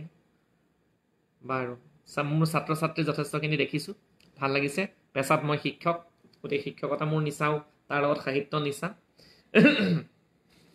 এতিয়া আন এটা প্ৰশ্নলৈ মই আহিছোঁ যে আপোনাৰ নৱপ্ৰকাশিত উপন্যাসখনিৰ পটভূমি কি? এই উপন্যাসখন সৃষ্টিৰ আঁৰৰ প্ৰেৰণা সম্পৰ্কে কি ক'ব? মোৰ নৱপ্ৰকাশিত উপন্যাস বুলি ক'লে মই অকল এখনৰ নাম নকওঁ, 2খন উপন্যাসৰ কথা কওঁ। প্ৰথম যোৱা বছৰ প্ৰকাশিত নীলকণ্ঠী, আৰু দ্বিতীয়খন হৈছে তাৰ আগৰ বছৰ প্ৰকাশিত 18 চনত প্ৰকাশিত আংৰাম। এই 2খন উপন্যাসৰ লগত মোৰ যথেষ্ট কষ্ট জড়িত হৈ আছে, সাংঘাতিক কষ্ট জড়িত হৈ আছে। এতিয়া নীলকণ্ঠী কি? প্ৰথমতে নীলকণ্ঠীৰ বিষয়ে আপোনালোকক মই কৈ দিছোঁ। নীলকণ্ঠী বিশিষ্ট সমালোচক, বিশিষ্ট সাহিত্যিক, ঋষিতুল্য ব্যক্তি আনন্দ বৰমুদৈ ছাৰ আৰু তেখেতৰ প্ৰয়াত পত্নী, অসমৰ এগৰাকী খ্যাতনামা সৃষ্টিশীল সাহিত্যিক, কবি, ঔপন্যাসিক, গল্পকাৰ পূৰবী বৰমুদৈ বাইদেউৰ জীৱনৰ ব্যতিক্ৰমী প্ৰেম কাহিনীৰ ওপৰত আধাৰিত। সেই কাহিনীটো কি? ছাৰ, আপোনাৰ বহুমূলীয়া কথাকেইষাৰ শুনি বহুত অনুপ্ৰেৰণা পাইছোঁ। প্ৰিয়া, ভাল লাগিছে। তোমাৰ যে ফটোখন দেখি আছোঁ সেইটোৱে মোৰ ভাল লাগিছে। গীতালী বৰা, ভাল লাগিছে, ধন্যবাদ। প্ৰিয়া, ধন্যবাদ। দীপ্তি শইকীয়া, শুভ সন্ধ্যা, ভাল লাগিল কথাখিনি, ধন্যবাদ। আপোনালোকে যে শুনি আছে সেয়াই প্ৰেৰণাৰ উৎস। আৰু এই মই দুষাৰমান কথা আপোনালোকক ক'ব বিচাৰিছোঁ। আনন্দ বৰমুদৈ ছাৰ আৰু পূৰবী বাইদেউ ছাৰ ডিব্ৰুগড় ইউনিভাৰ্চিটিত চাকৰি কৰে, ইংৰাজী বিভাগৰ মুৰব্বী অধ্যাপক আছিলে। বাইদেউ সাহিত্য কৰে, মই আগৰ কথাখিনি নকওঁ, তাৰ আগতে জে বি কলেজত চাৰে কৰিছিলে, দৰং কলেজত তেখেতসকল দুইজন একেলগে পঢ়িছিলে, তেতিয়াৰ পৰাই ভাল পোৱাৰ সম্পৰ্ক এটা গঢ় লৈ উঠিছিলে। সেই সম্পৰ্কই পিছত বিবাহলৈ পৰ্যবেক্ষিত হৈছিলে। আৰু ছাৰ মানে বৰ নিৰ্জু প্ৰকৃতিৰ মানুহ। আৰু বাইদেউ ধৰক, বাইদেউ খুব ভাল, কিন্তু বাইদেউ অকণমান কেতিয়াবা খং উঠে। কিন্তু বৰ দুখৰ দিন এটা আহিলে, হয়তো 2007 চনমানত বাইদেউ পেৰালাইচিছ হ'ল। বিভিন্ন বেমাৰে আগুৰি ধৰিলে, হুইল চেয়াৰত থাকিবলগীয়া হ'ল, বাইদেউক বিচনাৰ পৰা উঠাই দিবলগীয়া হ'ল। ছাৰে প্ৰায় 15টা বছৰ নিজৰ শোৱা খোৱা সকলো ত্যাগ কৰি, নিজৰ সাহিত্যৰ কৰ্ম ত্যাগ কৰি অকল বাইদেউৰ লগত লাগি থাকিলে। আৰু তেনে অৱস্থাৰে বাইদেৱে 2009 চনত সাহিত্য অকাডেমী বঁটা, 11 চনত অসম উপত্যকা বঁটা, এই বঁটাখিনি পাবলৈ সক্ষম হ'ল। আৰু ছাৰে আনি পেলাই টেবুলখনত, আপোনালোকে দেখিলে আচৰিত হ'লহেঁতেন, বাইদেউ আজি নাই। মই ছাৰহঁতৰ ঘৰলৈ গৈছোঁ, মই 24 ঘণ্টা নোশোৱাকৈ ছাৰহঁতক চাই আছোঁ। কিয়নো মই নীলকণ্ঠীখন দেখিবলৈ হ'লে ছাৰৰ মনস্তত্ব, বাইদেউৰ মানসিক অৱস্থা বা আমাৰ দৃষ্টিত তেওঁলোকৰ সম্পৰ্কটো কি, সেই বস্তুখিনিতো আনিব লাগিব। তাৰ বাবে মই যে অকল শুনি কামখিনি কৰোঁ। ৰাতি কেনেকৈ ছাৰ বাইদেউক গাটো পিটিকি বিচনাখনৰ তলতে টুল এখনতে বহি লৈ বাইদেউৰ গাৰ ওচৰতে এনেকৈ টোপনি যায়। হঠাৎ বাইদেউ যেতিয়া লৰচৰ কৰিব, ছাৰে লগে লগে যদি বিচনাত কেনেবাকৈ প্ৰস্ৰাৱ কৰি দিয়ে, কেনেবাকৈ বেড শ্ব' হৈ যাবগৈ পাৰে, গতিকে লগে লগে বেড পিন দিব। মৰ ঠাণ্ডাটো সেই বেড পিনটো নি প্ৰস্ৰাৱখিনি পেলাই ছাৰে সেই বেড পিনটো ধুই আনিব, চাবোন মাৰি চাৰ্ফ দি পেলাই ধুনীয়াকৈ ধুব। মাজ ৰাতি 2টা বজাত 3টা বজাত ছাৰ নুশুৱে। মই সুধিছিলোঁ, ছাৰ এইটোতো কাইলৈও ধুব পাৰে। নহয়, ইয়াত আকৌ বীজাণু হৈ যাব পাৰে নহয়, বীজাণু হৈ গ'লে তেওঁৰ ইউৰিনেৰী ট্ৰেক ইনফেকশ্যন হ'ব, তেতিয়া তেওঁ আৰু বেছি কষ্ট পাব। বিশ্বাস কৰিব, মানুহে কিমান বেছি ভাল পাব পাৰে, কিমান বেছি ভাল পাব পাৰে। বাইদেউ যেতিয়া বাথৰুমত বহে, পায়খানা কৰিবলৈ বহে, স্পষ্টভাৱে কৈছোঁ, ছাৰ সন্মুখত বহি থাকে। কিন্তু বাইদেউৰ ইমান বেমাৰবিলাকৰ কাৰণে, বাইদেউ লৰচৰ নকৰাৰ কাৰণে কনষ্টিপেশ্যন হয়, পাইলছৰ প্ৰব্লেম হয়। যদি পাইলছৰ ব্লিডিং হৈছে, তেনেহ'লে ছাৰে কি ঔষধ লগাব লাগিব, কি ঔষধ খুৱাব লাগিব, সেইখিনি ছাৰে নিজে কৰি দিব লাগিব। সেইকাৰণে বাইদেউ পায়খানা কৰি থাকে, ছাৰে সন্মুখত বহি চাই থাকে। মাৰি এডাল আছে, মাৰিডালেৰে পায়খানা অকণমান উলিয়াই নি পেলাই বাহিৰত চাইগৈ। প্ৰেম। আৰু বহুত কথা আপোনালোকে পাব নীলকণ্ঠীত, বহুত কথা পাব। কেনে এক মানৱীয় সম্পৰ্ক। প্ৰেম নাইকিয়া হোৱা নাই। হয়তো প্ৰেমৰ গুহাৰ্থ, প্ৰেমৰ অৰ্থ বহুতেই বুজি নোপোৱা হৈ গ'ল, কিন্তু তাৰ মাজতো আনন্দ বৰমুদৈ, পূৰবী বৰমুদৈৰ দৰে প্ৰেমিক যুগল আছে, যি প্ৰেমক অমৰ কৰে, যাৰ প্ৰেমে আমাক আকৌ ভাল পাবলৈ শিকায় জীৱনত। প্ৰেম মানে প্ৰকৃতিক ত্যাগ। ছাৰক মই এদিন প্ৰশ্ন এটা সুধিছিলোঁ, বাইদেউ তেতিয়া জীৱিত অৱস্থাত। মই আৱেগিক হৈ যাওঁ।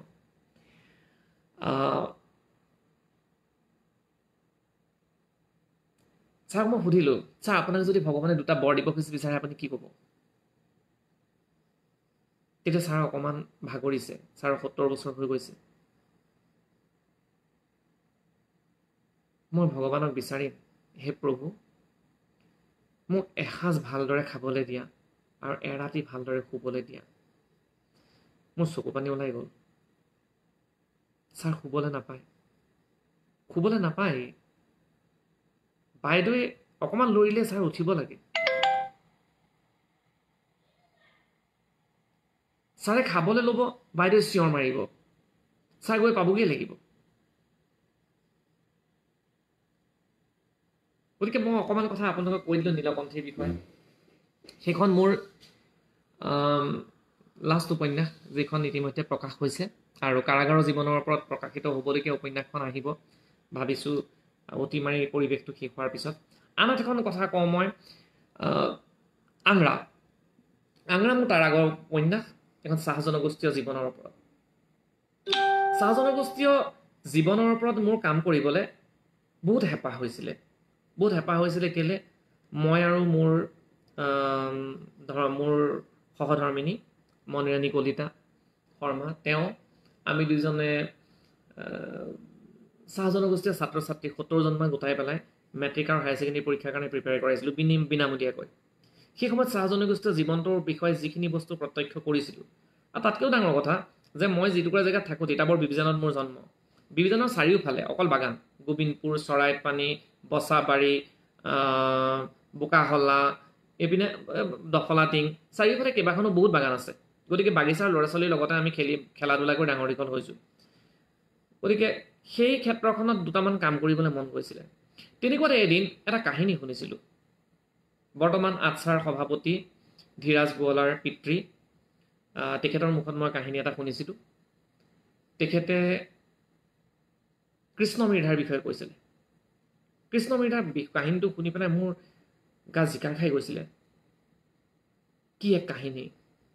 এজন চাহ জনগোষ্ঠীৰ বনুৱা, একেবাৰে অশিক্ষিত, অৰ্ধশিক্ষিতও নহয়, একেবাৰে অশিক্ষিত এজন ব্যক্তি, তেওঁ আজিৰ পৰা প্ৰায় 70টা বছৰ আগতে বাগিচাৰ মালিকক কাটি বাগিচাৰ হাজাৰ হিচাপে, পাগলা চাহেব বুলি এটা কেৰেক্টাৰ আছে, সেই পাগলা চাহেবে কি কৰিছিলে, বাগিচাত যিমান নাৰী আছে, ধৰক ধুনীয়া ছোৱালী এজনী দেখিছে, ধুনীয়া বোৱাৰী এগৰাকী দেখিছে, তেওঁ ইচ্ছা কৰিলে উঠাই দিব পাৰিছিলে। তেওঁ যিকোনোকে শয্যা সংগিনী কৰি ল'বলৈ তেওঁ অকণো কুণ্ঠাবোধ কৰা নাছিলে। আৰু যদি সেইটোৱেই নকৰিছিলে, তেন্তে সেই পৰিয়ালটোৱে সাংঘাতিক দুৰ্ভোগ ভুগিবলগীয়া হৈছিলে। সেই অত্যাচাৰৰ পৰা কৃষ্ণ মৃধাই উদ্ধাৰ কৰিছিলে। এটা সৰু কাহিনী মাত্ৰ কৈ গ'লোঁ। কৃষ্ণ মৃধাক মই পুনৰ প্ৰতিষ্ঠিত কৰিছোঁ, এটা সত্য কথা। আৰু কৃষ্ণ মৃধাৰ ওপৰত এতিয়া আমাৰ পাণবাৰী বাগিচাত তেখেতৰ ওপৰত এতিয়া স্মৃতিসৌধ স্থাপন কৰা হৈছে। তেওঁৰ বিষয়ে আপোনালোকে কেনেবাকৈ পাণবাৰী বাগিচালৈ আহিলে কৃষ্ণ মৃধাৰ বিষয়ে জানিব পাৰিব। আৰু সেই বিষয়ে বহুজন মানুহে কামো কৰিছে এতিয়া।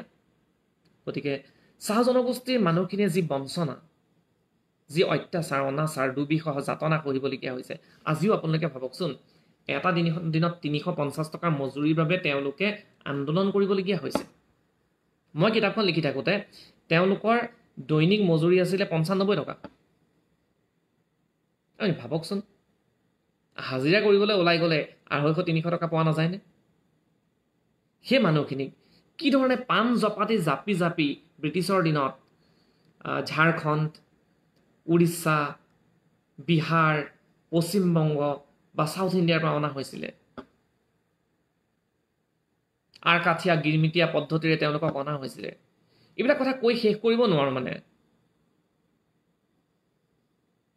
গতিকে সেইখন হৈছে মোৰ আন এখন উপন্যাস আৰু চাহ জনগোষ্ঠীয় ৰাইজৰ মাজত। কিন্তু মই চবতকৈ সুখী হ'লোঁ যে কিতাপখন প্ৰায় 2 মাহৰ ভিতৰতে ফাৰ্ষ্ট এডিশ্যন শেষ হৈ গ'ল, 1000 কপি বিক্ৰী হৈ গ'ল। আৰু কিতাপখন বিশেষকৈ অন্য ৰাইজে আঁকোৱালি লোৱাৰ উপৰিও চাহ জনগোষ্ঠীয় ৰাইজে কিন্তু বহুত সুন্দৰকৈ আঁকোৱালি ল'লে। তেওঁলোকে আজিও ফেচবুকত বা লিখি থাকে, বা হোৱাটছআপৰ ষ্টেটাছতো তেওঁলোকে লিখি থাকে এই উপন্যাসখনৰ বিষয়ে। গতিকে আপোনালোকে এই কিতাপকেইখন পঢ়িলে মোৰ ভাল লাগিব। দ্বিতীয়তে, তাৰ লগত এটা প্ৰশ্ন কৰা হৈছে যে উপন্যাসখনৰ সৃষ্টি আঁৰৰ প্ৰেৰণা সম্পৰ্কে কি ক'ব। প্ৰথম কথা কওঁ, আমি যে কওঁ লিখাৰ ক্ষেত্ৰত মোক আমুকে প্ৰেৰণা দিলে, আমি সাধাৰণতে যি মোক খুব ভাল পায় বা মই যাক খুব ভাল পাওঁ তেওঁৰ নামটো কৈ দিওঁ। কিন্তু আজি মই স্পষ্টভাৱে এষাৰ কথা ক'ম, লিখাৰ ক্ষেত্ৰত প্ৰেৰণা কাৰোৰ পৰা নাহে। সহায় আহে, সহযোগ আহে, দাবী আহে বা আহ্বান আহে, কিন্তু কেতিয়াও প্ৰেৰণা আহিব নোৱাৰে। প্ৰেৰণা ক'ৰ পৰা আহে জানে? লিখাৰ ক্ষেত্ৰত আপুনি লিখিবলৈ প্ৰেৰণা দি পেলাই মোক লিখাব নোৱাৰে। আপুনি মোক ক'ব পাৰে আপুনি লিখক, সেইটোৱে হয়তো মোক অকণমান এটা ফ'ৰ্চ এটা দিব, এটা ঠেলা এটা দিব। কিন্তু প্ৰেৰণা আহিব লাগিব ইয়াৰ পৰা, অন্তৰৰ পৰা আহিব লাগিব। যিকোনো উপন্যাস লিখিবৰ বাবে মোৰ প্ৰেৰণা মোৰ অন্তৰাত্মাৰ পৰা আহে। মোৰ অন্তৰাত্মাই ক'ব লাগিব যে লিখকে যা। মই এটা আৰ্জ ফিল কৰিব লাগিব, সেই আৰ্জটো যদি মই ফিল নকৰোঁ তেতিয়াহ'লে মই লিখিব নোৱাৰোঁ। অৱশ্যে নীলকণ্ঠী উপন্যাসখনৰ ক্ষেত্ৰত এই ক্ষেত্ৰত মই এটা কথা কওঁ, মোৰ লিখা জীৱনৰ ক্ষেত্ৰত কেইজনমান মানুহৰ ভূমিকা যথেষ্ট গুৰুত্বপূৰ্ণ। তাৰ ভিতৰত প্ৰথমতে মই নাম ল'ব লাগিব মোৰ সহধৰ্মিনী মণিৰাণী কলিতা শৰ্মা। তেওঁ মানে কি মোক লিখাগে আকৌ এনেই কয়, তেওঁ বৰ বেছি পঢ়ি নাথাকে। প্ৰাগজ্যোতিকাত মই শিক্ষকতা কৰি আছোঁ। তাত ভোলানাথ শৰ্মা ছাৰ আৰু অচ্যুতদ্বীপ শইকীয়া ছাৰ, এই দুজন মানুহৰ যথেষ্ট অৰিহণা আছে। আৰু প্ৰাগজ্যোতিকাৰ ষ্টাফ প্ৰাগজ্যোতিকাত বহুকেইজন, মই সকলোৰে নাম এতিয়া ল'ব নোৱাৰোঁ, শিক্ষক শিক্ষয়িত্ৰী আছে যিসকলে মোক মানে কৈ থাকে, মানে খুব প্ৰশংসা কৰে আৰু উৎসাহিত কৰে খুব। তাৰপিছত কেইজনমান মানুহ মোৰ গুৰুস্বৰূপ, শ্ৰদ্ধাৰ নগেন শইকীয়া ছাৰ, শ্ৰদ্ধাৰ আনন্দ বৰমুদৈ ছাৰ, শ্ৰদ্ধাৰ ধ্ৰুৱজ্যোতি বৰা ছাৰ। ধ্ৰুৱজ্যোতি বৰা ছাৰে, ডক্টৰ ধ্ৰুৱজ্যোতি বৰা ছাৰে যথেষ্টখিনি মোক মানে শিকায়, তেখেতে মোক, নগেন শইকীয়া ছাৰে শিকায়। তাৰপিছত ধৰক আপোনাৰ হীৰেণ গোহাঁই ছাৰেও বিভিন্ন ধৰণৰ দিহা পৰামৰ্শ দি পেলাই মোক উপকৃত কৰি আহিছে। বিপুল দেউৰীদা, বিপুলদা যথেষ্ট অৰিহণা আছে।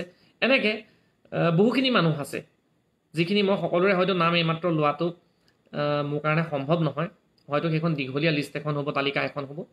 কিন্তু সেইসকলৰ কথাবিলাকে তেওঁলোকে যথেষ্টখিনি মোক সহায় সহযোগ আগবঢ়াই আহিছে। তেওঁলোকৰ পৰা সেই সহায় সহযোগ সদায় মই আশা কৰি যাম। গতিকে প্ৰেৰণাৰ কথাটো মই ক'লোঁ যে প্ৰেৰণা বোলা বস্তুটো প্ৰকৃতে অন্তৰৰ পৰা অহা বস্তু। আপোনালোকেও যদি লিখে, আপোনালোকেও নিজৰ ক্ষেত্ৰতে চাব যে প্ৰেৰণা প্ৰকৃতে ক'ৰ পৰা পাইছে, নিজৰ অন্তৰৰ পৰা পাইছে।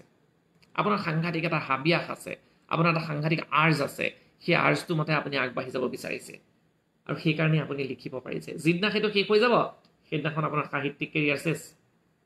এছ ৰয়, চাই আছোঁ ছাৰ, আপোনাৰ কথা শুনি নীলকণ্ঠী পঢ়িবলৈ মন গৈছে। কৰবী গগৈ, আপুনি নীলকণ্ঠী পঢ়িবলৈ পাব।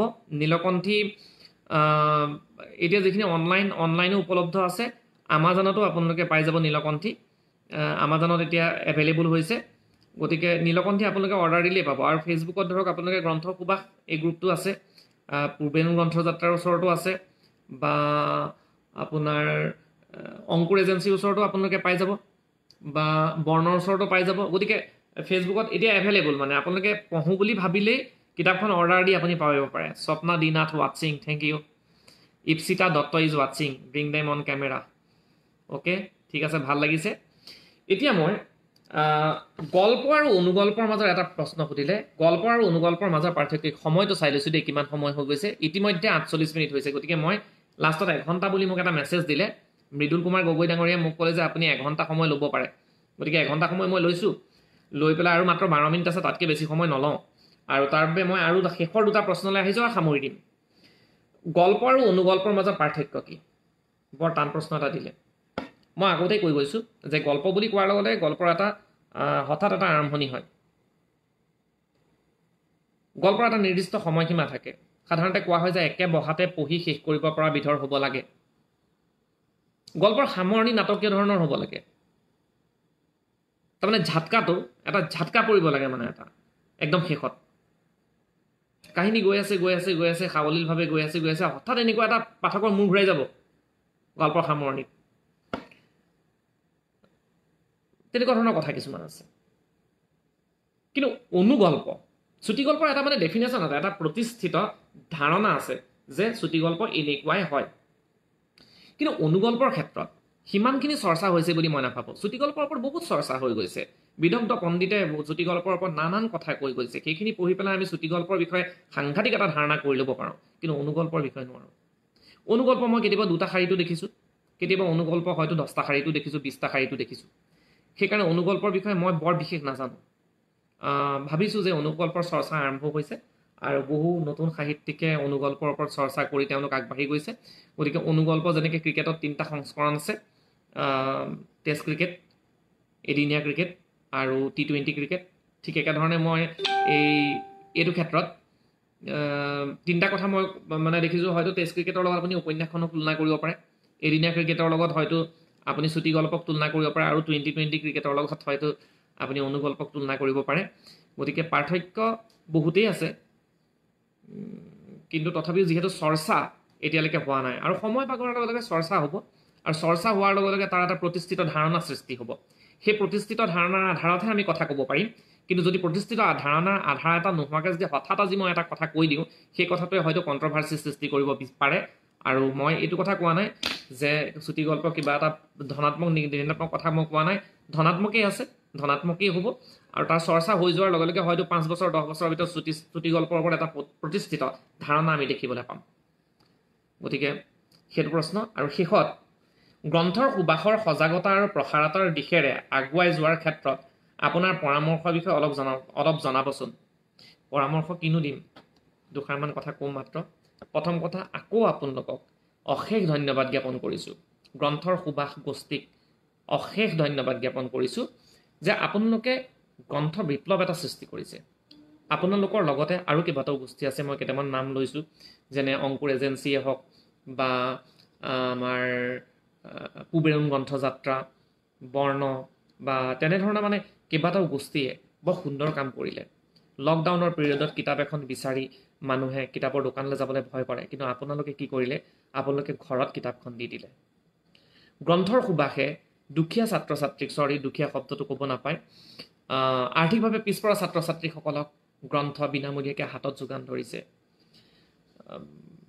গ্ৰাম্য পুথিভঁৰালৰ কথা চিন্তা কৰিছে। কিন্তু মোৰ যদি পৰামৰ্শৰ কথা কয়, আৰু গ্ৰন্থৰ প্ৰসাৰৰ ক্ষেত্ৰত সাংঘাতিক কাম কৰিছে দেই। ফেচবুকত নতুন নতুন গ্ৰন্থবিলাক যেতিয়া আপোনালোকে আনে, গ্ৰন্থ এখনৰ বিষয়ে সম্যক ধাৰণা এটা। ছাৰ চাই আছোঁ ইপ্সিতা দত্ত, ধন্যবাদ ইপ্সিতা, বহুত দিনৰ মূৰত পাইছোঁ দেই তোমাক। গীতালি বৰা, সুন্দৰ প্ৰশ্ন, ধন্যবাদ। আপুনি বৰ সুন্দৰকৈ কথাখিনি উপস্থাপন কৰিলে, গীতালি বৰা, ধন্যবাদ। যি ধৰণে পাৰিছোঁ, আচলতে মোৰ কোনো পূৰ্ব প্ৰস্তুতি নাই, হঠাৎ আহিছোঁ, কথাখিনি কৈ গৈছোঁ, আপোনালোকৰ লগত কথা পাতি আছোঁ বুলি প্ৰকৃতে ভাবিছোঁ, আৰু আপোনালোকে যদি আমনি নাই পোৱা, সেয়ে মোৰ প্ৰাপ্তি, ভাল লাগিছে। বাৰু, এতিয়া যে মই এটা বৰ ডাঙৰ কথা ক'বলৈ খুজিছোঁ আজি, যে গ্ৰন্থৰ সুবাসৰ সাংঘাতিক এটা কিন্তু দায়িত্ব আহিছে, দায়িত্ব বাঢ়ি গৈছে। কিয়নো তেখেতসকলে যেতিয়া কয় এই কিতাপখনৰ বিষয়ে এটা মানে এডভাৰটাইজমেণ্ট দি দিয়ে ফেচবুকত, মানুহে বিচাৰে কিতাপখন। এই যে ভাল সাহিত্য আৰু বেয়া সাহিত্য, সেইটো ছেপাৰেট কৰাটো বৰ টান কাম। কিন্তু কিছুমান গ্ৰন্থ থাকে অৱশ্যেই পঠনীয়, পঢ়িবই লাগে। তেনেকুৱা গ্ৰন্থখিনি কিন্তু তেওঁলোকে বাছি উলিয়াই আপোনালোকে ৰাইজৰ মাজলৈ ওলাই যোৱাত সেই গ্ৰন্থবিলাকক কিন্তু তুলি ধৰাত সহায় কৰক। কিন্তু এতিয়া ফেচবুকৰ ধনাত্মকৰ লগতে কিছুমান ঋণাত্মক ঘটনাও ঘটিছে, যে কিছুমান লেখকে বৰ সুন্দৰকৈ নিজক তুলি ধৰিব পাৰিছে। সেইটো বেয়া কথা বুলি মই কোৱা নাই, কিন্তু এডভাৰটাইজমেণ্ট ইমানেই বেছি হৈ গৈছে যে ৰাইজে বেয়া কিতাপ এখন বা তুলনামূলকভাৱে পঢ়িব নলগীয়া কিতাপ এখনকো ভাল বুলি ভাবি ঘৰলৈ লৈ গৈছে, পঢ়িছে, পঢ়াৰ পিছত কৈছে এইখন কিডালনো আছে, এনেই কিনিলোঁ। কিন্তু সেইখনেই হয়তো 4000 কপি বিক্ৰী হৈ গৈছে। কিন্তু এখন ভাল কিতাপ, লেখকে সেই বিদ্যাটো শিকিব পৰা নাই, তাৰ ফলত 200 কপিও বিক্ৰী হোৱা নাই, সেইখন পৰি ৰৈ গৈছে। এইটো প্ৰকৃতে বেয়া কথা। গতিকে এই ক্ষেত্ৰত আপোনালোকক মই অনুৰোধ কৰোঁ যে, কিয়নো গ্ৰন্থ যেতিয়া ব্যৱসায় কৰে কোনোবাই, ইয়াৰ লগত ব্যৱসায়ৰ এটা এলিমেণ্টটো জড়িত হৈ থাকেই। গ্ৰন্থৰ ব্যৱসায় কৰাৰ লগে লগে ব্যৱসায়ীকেইজনে বা ব্যৱসায়ীজনে কিন্তু অধ্যয়ন অত্যন্ত বেছি অধ্যয়ন কৰিব লাগে। কিয়নো তেতিয়াহে তেওঁ পাঠকক দিশ দেখুৱাব পাৰিব যে কোনখন কিতাপ প্ৰকৃততে ভাল, কোনখন কিতাপ পঢ়াটো বাঞ্ছনীয়, বা কোনখন কিতাপৰ আগত কোনখন কিতাপ পঢ়িব লাগে। গতিকে সেইটোৱে মই অনুৰোধ কৰিছোঁ যে এই গ্ৰন্থৰ ভিৰৰ দিনত অৱশ্যেই পঠনীয় গ্ৰন্থখিনি গ্ৰন্থৰ সুবাসে বাছি উলিয়াওক, আৰু টেকনিকেলি সেইখিনি পাঠকৰ ওচৰতে বেছিকৈ আগবঢ়াওক। বাকীবিলাকো আগবঢ়াওক, কিন্তু সেইবিলাক বেছিকৈ আগবঢ়াওক। কিয়নো যাতে চাব সৃষ্টিৰ বেদনা কি নাৰীয়ে বুজি পায়। কিয়নো পৃথিৱীত নাৰীয়ে চবতকৈ ডাঙৰ সৃষ্টি কৰে, সন্তান জন্ম দিয়ে, সেইকাৰণে নাৰী সদায় পূজনীয়। সেই বেদনা পুৰুষে কেতিয়াও সহ্য কৰি পোৱা নাই বা কেতিয়াও নাপায়। উপন্যাস এখন সৃষ্টি কৰা, গল্প এটা সৃষ্টি কৰা, বা এখন গ্ৰন্থ সৃষ্টি কৰা, সৃষ্টিকৰ্তায়ো কিন্তু তেনে এক বেদনা অনুভৱ কৰে। বহুত বেদনাৰ মাজেৰে তেওঁ পাৰ হয়। উৎপল ভট্টাচাৰ্য, বৰ সুন্দৰ মন্তব্য আগবঢ়ালে দাদা, ভাল লাগিল, ধন্যবাদ। ৰশ্মিৰেখা বৰা, ঠিকেই, ভাল গ্ৰন্থ এখন ৰাইজৰ মাজলৈ যোৱাটো খুবেই গধুৰ দায়িত্ব, ধন্যবাদ। হয়, সেই কথাটোকে মই কৈছোঁ। গীতালি বৰা, সুন্দৰ মন্তব্য, ধন্যবাদ। বাৰু, গতিকে মই কি কৈ আছিলোঁ, সেই বেদনাটো সফল হ'ব লাগে। আচলতে মাকে, এগৰাকী নাৰীয়ে সেই বেদনাৰ পিছত সন্তান এটা হাতত পায়, সন্তান এটা হাতত পায়, এটা হাঁহি থকা ল'ৰা বা এজনী হাঁহি থকা ছোৱালী কোচত ল'বলৈ পায়, সেই বেদনা পাহৰি যায়। কিন্তু আপুনি ভাবকচোন, কেতিয়াবাতো মৃত সন্তানো জন্ম হয়, তাৰ বেদনা আৰু কেনেকুৱা হ'ব পাৰে বাৰু? ঠিক একেধৰণে ভাল গ্ৰন্থ এখন, খুব ভাল গ্ৰন্থ এখন সৃষ্টি কৰাৰ পিছতো যদি লেখকৰ সেই গ্ৰন্থখন মৃত্যুমুখী হয়, তেওঁৰ বেদনা কেনেকুৱা হ'ব? এইটোপাতে কথা এটা সুধিছে ৰশ্মিৰেখা বৰা, তেখেতে সুধিছে ভাল গ্ৰন্থ বুলিলে কিবা ধাৰণাৰ বিষয়ে অনুকিয়াই দিব খুজিব নেকি? নকওঁ, আপুনিয়ে নিজে বুজি পাব। দেখোন আপুনি 4খন কিতাপ পঢ়িছে, পঢ়াৰ ভিতৰত কোনখনে আপোনাক ৰসস্বাদন কৰিলে, কোনখনে আপোনাক আনুভূতিক আলোড়ন সৃষ্টি কৰিলে, কোনখন গ্ৰন্থই আপোনাক নকৈ চিন্তা কৰিবলৈ শিকালে, কোনখন গ্ৰন্থই আপোনাক জ্ঞানৰ যোগান ধৰিলে। গতিকে তেনেকুৱা ধৰণৰ কথাবিলাক সেইটো ডিফাইন কৰি দিব নোৱাৰি। কবিতা এটা এনেকেই লিখিব লাগে বুলি কোনেও কৈ দিব নোৱাৰে, তাৰ গ্ৰামাৰ নাই। কিন্তু কবিতাটো লিখাৰ পিছত কবিতা হৈছেনে নাই হোৱা, ভাল কবিতা হৈছেনে নাই হোৱা, সেই কথা কিন্তু কৈ দিব পাৰি। প্ৰিয়া পাঠক তালুকদাৰ, সুন্দৰ মন্তব্য, ধন্যবাদ। বৰ সুন্দৰকৈ মন্তব্য আগবঢ়াইছা, ভাল লাগিছে। স্বপ্না দিনা, স্বপ্না ধন্যবাদ, বৰ ভাল লাগিছে, তোমাক প্ৰায় পাই থাকোঁ, বৰ মৰমৰ বান্ধৱী মোৰ, ভাল লাগিছে। ইপ্সিতা দত্ত, আপোনাৰ কথাবোৰ সদায় ভাল লগা, শেহতীয়াকৈ ভাল ভাগ ল'লোঁ যদিও শুনিবলৈ পোৱাখিনি ভাল পালোঁ আজিও ছাৰ। ধন্যবাদ ইপ্সিতা, তোমালোককো পালোঁ। বাৰু আৰু আগবঢ়াই নাযাওঁ, আৰু বহুখিনি কথাই কৈ গ'লোঁ, 1 ঘণ্টাৰ জেগাত চাগে আৰু 3 মিনিট আছে মাত্ৰ। গতিকে শেষত সকলোৰে সুস্বাস্থ্য কামনা কৰিছোঁ। আপোনালোকে ইমান সময় দিলে, আপোনালোকে ধন্যবাদ জ্ঞাপন কৰিছোঁ। আপোনালোকৰ অবিহনে মোৰ অনুষ্ঠানটোনো কি, মইনো কি, কোনো মূল্য নাই। লেখকে লেখি গৈ থাকিব, নিজক বৰ ডাঙৰ সাহিত্যিক বুলি ভাবি থাকিও কোনো লাভ নাই, পাঠকে যেতিয়ালৈকে নপঢ়ে। গতিকে আপোনালোকে পঢ়িলেহে আমাৰ দৰে ক্ষুদ্ৰ ব্যক্তিৰ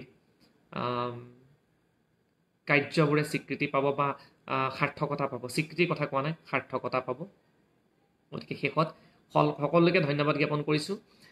ভালদৰে থাকিব, সুৰক্ষিত হৈ থাকিব, আৰু ভাবিছোঁ 1-1.5 মাহ যদি আমি এনেকৈ পাৰ কৰিব পাৰোঁ, এই পৰিৱেশটো লাহে লাহে কমি আহিব। হয়তো 2-3টা মাহৰ ভিতৰত ভেকচিন হয়তো ওলাব, আৰু ভগৱানৰ ওচৰত তাকে প্ৰাৰ্থনা কৰিছোঁ। সকলোৰে সুস্বাস্থ্য কামনা কৰিছোঁ, ধন্যবাদ জনাইছোঁ। পুনৰ গ্ৰন্থৰ সুভাষ গোষ্ঠীৰ প্ৰত্যেকজন সদস্য, প্ৰত্যেকজন প্ৰশাসক, সকলোলৈকে মোৰ আন্তৰিক কৃতজ্ঞতা আৰু ধন্যবাদ জ্ঞাপন কৰি এই অনুষ্ঠানৰ ইমানতে সামৰণি মাৰিছোঁ। ধন্যবাদ।